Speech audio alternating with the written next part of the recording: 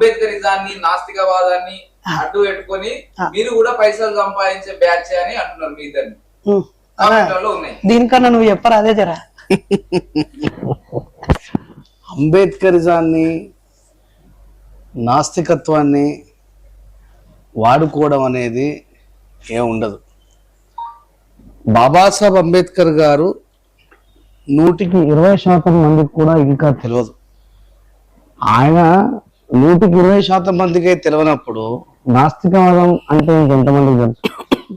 అంటే సంపాదించుకోవడానికి 1,00,000 మార్గాలు ఉన్నాయి. నాకు గొంతు ఉంది, ఆయనకు నాలెడ్జ్ ఉంది, నాకు రచనా శైలి ఉంది, ఆయనకు సైకాలజీ ఉంది, ఆయన సైకాలజీ క్లాసులు చెప్పుకుంటే రోజు 5 క్లాసులు చెప్పుకుంటే 25,000 సంపాదించవచ్చు పర్ డే. నేను ఒక పాట రాసిన, పాట పాడినా, ఏ పాటన రాయచ్చు, ఏ పాటన పాడచ్చు, కానీ ఎప్పుడు కూడా నేను నా అనుకునే ఒక బౌండరీ తీసుకొని సిద్ధాంత ప్రకారమే బతకడం. అంబేద్కరిజాన్ని మోయడం అనేది అంత ఈజీ అయిన విషయం కాదు, నాస్తికత్వాన్ని మోయడం అనేది కూడా అంత ఈజీ అయిన విషయం కాదు మిత్రులారా. అంటే అంబేద్కరిజాన్ని అడ్డు పెట్టుకొని అన్నారు మీరు ఒక మాట. It is a very toughest way my dear friends, try to understand it.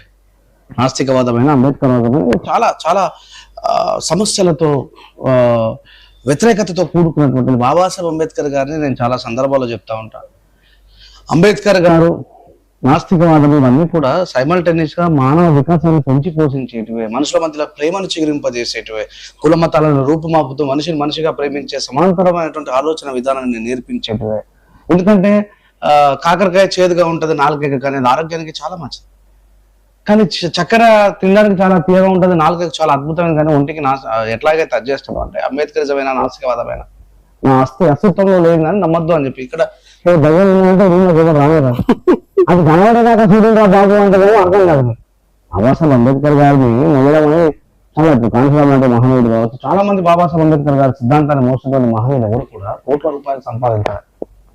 కానీ ఆ సిద్ధాంతం అనేది చాలా కఠినంతో కూడుకున్నటువంటి వ్యవహారం. శీలాన్ని కాపాడుకోవాల్సి వస్తుంది, రకరకాల సమస్యలు ఉంటాయి. మీరు ఒకటే ఆలోచించవచ్చు, డబ్బులే సంపాదించే వాళ్ళని అయితే ఆయన చెప్పిన కదా పర్ డే 25,000 సంపాదించడం అంటే 20 రోజులు పని చేసుకున్నా లక్షల రూపాయలు సంపాదించారు. లక్షలు ఎందుకే, 10 రోజులు పని చేసి 20 రోజులు ప్రశాంతంగా బతకరాదా? మరి రోజు భార్య పిల్లలు వదిలేసి ఈ రాష్ట్రము, ఆ జిల్లా, ఈ జిల్లా అని చెప్పేసి తిరుగుతూ, అంటే సైమల్టేనియస్ గా మీకు అర్థం కావాల్సిన విషయం ఏంటంటే అంబేద్కరిజం అనేది వ్యాపారం కాదు, అది చీకటికి పారదోలుతో జ్ఞానాన్ని వెలిగించే జ్యోతులు లాంటివి. దాన్ని చదివి అర్థం చేసుకున్నారు. ఇప్పుడు గమనించినట్టయితే అంటే ఇంతకుముందు మన సోషల్ మీడియా లేకపోవడం వల్ల బాబాసాహెబ్ అంబేద్కర్ గారు ఆయన సిద్ధాంతం అర్థం కాలేదు. ఈ రోజు యూపీఎస్సీ దానికి సంబంధించినటువంటి సిలబస్ చదివిస్తున్నటువంటి పెద్ద పెద్ద వాళ్ళ కులానికి మతానికి బ్రాహ్మణులు కావచ్చు, ఎవరన్నా కావచ్చు, వాళ్ళు చెప్తా ఉన్నారు ఈరోజు బాబాసాహెబ్ అంబేద్కర్ గారి యొక్క నిగూఢత గురించి. ఆయన ఇంత గొప్పవాడు, ఇంత కష్టపడి చదువుతున్నాడు, ఈ భారతదేశం యొక్క కీర్తి పతాకాన్ని విషయంలో ఎట్లా చాటండు, గ్రేట్ స్టూడెంట్, గ్రేట్ లెక్చరర్, ప్రతి విషయంలో కూడా చాలా అద్భుతంగా కనపరిచినటువంటి వ్యక్తిగా యూపీఎస్సీ ఎగ్జామ్ ని ప్రిపేర్ చేసినటువంటి వాళ్ళే చెప్తా ఉన్నారు. అంటే అంబేద్కరిజం అనేది అదొక వ్యాపారం కాదు, వాళ్ళు అర్థం చేసుకునే ప్రయత్నం చేయాలనే మా తపన, మా బాధ, మా దుఃఖం, మా ఆవేదన అంతా కూడా. అంటే ఒక బ్రదర్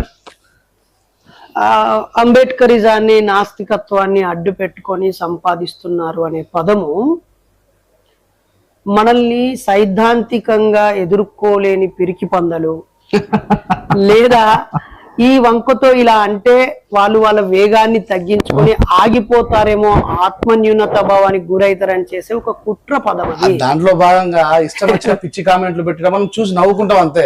ఇప్పుడు అదే నిజమే అయితే అరే అందరూ అంబేద్కరిజం నాస్తికత్వం మారండ్రా భయ్, ఇలా పనిచేస్తే కోట్లు వస్తాయి, ఆ పనికిమాలిన రాజకీయాలకు పోవడం ఎందుకు, ఆ పనికిమాలిన వ్యాపారాలు చేయడం ఎందుకు, ఆ కష్టపడి సంవత్సరాల తరబడి ఉద్యోగాలు చేయడం ఎందుకు, అందరూ నాస్తికత్వాన్ని అంబేద్కరిజాన్ని భుజాన్ని ఎత్తుకోండి.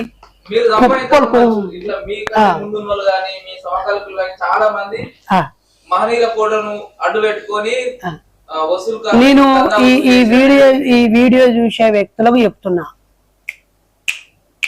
Dear friends and well wishers, మీ దగ్గరికి ఎవడన్నా అంబేద్కర్ ఫోటో పట్టుకొని, పెరియార్ ఫోటో పట్టుకొని మీ దగ్గరికి బుచ్చం వచ్చినాడు, అరే పని చేసుకొని బతుకురా అవులే అని చెప్పండి. First thing. రెండోది, మీ చుట్టుపక్కల అలా ఎవడైనా అడుక్కునేవాడు ఉంటే వాడు అడుక్కునేవాడనే చూడండి. ఒకవేళ వాడు పనిచేసేవాడైతే మీరు ఫస్ట్ పని పంచుకోండి, మీరు పాల్గొనండి. ఆ తర్వాత ఆ అవసరాల కోసం మీరే ముంగటుండి నిర్వహించండి. లేదా నిర్వహించేప్పుడు నీ శక్తి మేరకే సహాయం చేయండి. దశమ భాగాలు ఇవ్వకండి. బాబాసాహెబ్ మీ జీవితంలో పే బ్యాక్ టు ద సొసైటీలో 5% ఆదాయాన్ని ఇవ్వమన్నాడు. ఒకసారి స్వయం విమర్శ చేసుకోండి. మీలో ఎవరైనా అంబేద్కరిజం నాస్తికత్వం కోసం మీరు సంపాదించిన సంపద కొంత ఇచ్చి, అరే వాడికి ఇచ్చిన వాడు పని చేయలేదు, వాడు అంబేద్కరిజాన్ని పెంచలేదు, ప్రచారం చేయలేదు, నాస్తికత్వాన్ని కాపాడలేదు, నిలబెట్టలేదు, నా సంపదతో వాడు బాగుపడ్డాడని ఒకరిద్దరు ఉంటే వెంటనే ఓపెన్ అయిపోండి. అప్పుడు అడుక్కు తినే వాళ్ళు తగ్గిపోతే మాలాంటి వాళ్ళకు అడుక్కు తినే వాళ్ళనే పేరు పోయి అరే ఆదర్శ వ్యక్తులు అనేటువంటి గౌరవం తక్కుద్ది కదా. అన్నంలో రాళ్ళు రప్పలు ఉంటే తీసి పడేద్దాం. ఇక్కడ ఇంకో విషయం కూడా చెప్పాలి. ఏ బాబా సార్ మీరు మమ్మల్ని అదే క్వశ్చన్ చెప్తాను, అంబేద్కర్ గారిని అడ్డు పెట్టుకొని మీరు వ్యాపారం చేస్తారని చెప్తాను. వ్యాపారం చేస్తున్నా నా కొడుకు అడగలే క్వశ్చన్. అంబేద్కర్ గారిని అడ్డు పెట్టుకొని అంబేద్కర్ గారి ఆశయాలకు వెన్నుపోట్లు ఓడిస్తున్న వాళ్ళని చెప్పులు కొట్టండి. మీరు ఎంత దళితులు కావచ్చు, బౌద్ధులు కావచ్చు, ఇంకెవరన్నా కావచ్చు చెప్తున్నా గుర్తుపెట్టుకోండి. గమనిగా సమాధానం చెప్తున్నా గుర్తుపెట్టుకోండి. అంబేద్కర్ గారి ఫోటో అడ్డు పెట్టుకొని ఆ సమాజాన్ని నిలువున దోపిడీ చేసి వాళ్ళ సొంత ప్రయోజనాల కోసం పోతున్న చెత్తనా కొడుకులను ప్రశ్నించే దమ్ము చెత్తనా కొడుకున్నారా?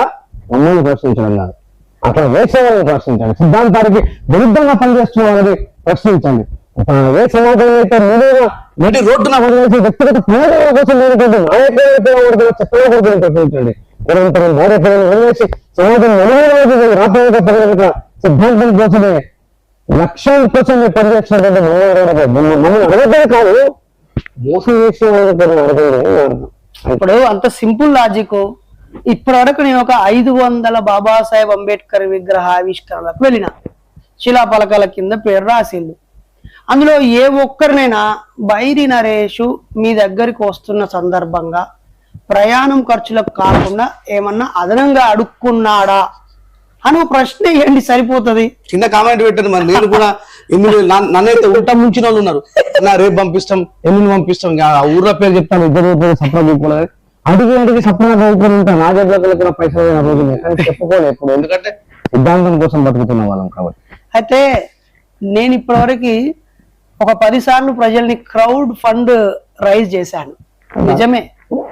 అది ఏ సందర్భము? విజయవాడలో నిర్వహించినప్పుడు రఫీ అకౌంట్ ఇచ్చాము, తిరుపతిలో నిర్వహించినప్పుడు ఆదాం నంబర్ ఇచ్చాము, వరంగల్లో నిర్వహించినప్పుడు రాకేష్ ఇచ్చాము, తర్వాత హన్మకొండలో నిర్వహించినప్పుడు శ్యామ్ది ఇచ్చాము, లాస్ట్ కరోనా తర్వాత నిర్వహించినప్పుడు నాదే ఇచ్చాము. దాని బ్యాంక్ స్టేట్మెంట్ ఈ ప్రోగ్రామ్ అనౌన్స్ చేయడానికి 4 రోజుల ముందు నుంచి అనౌన్స్ అయిపోయినాక లెక్కలు చెప్పిన 4 రోజుల తర్వాత ఉన్న ట్రాన్సాక్షన్స్ మొత్తం అప్పగించాము.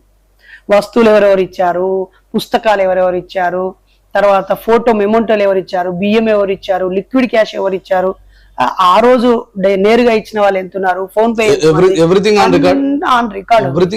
ఇప్పుడు కూడా మేము రేపు రానున్న రోజుల్లో కార్యక్రమాలు నిర్వహిస్తే ఆయా జిల్లాలకు వెళ్ళడానికి మా ఆవిడని అడుక్కున్నాను. లేదా కొన్ని ముఖ్యమైన ప్రదేశాలకు వెళ్ళినప్పుడు మీలో మంచి స్నేహితులు ఆ దారిలో వెళ్తున్నప్పుడు భోజనం పెట్టిన వాళ్ళు ఉన్నారు, ఆ తర్వాత పెట్రోల్ డీజిల్ పోయించిన వాళ్ళు ఉన్నారు.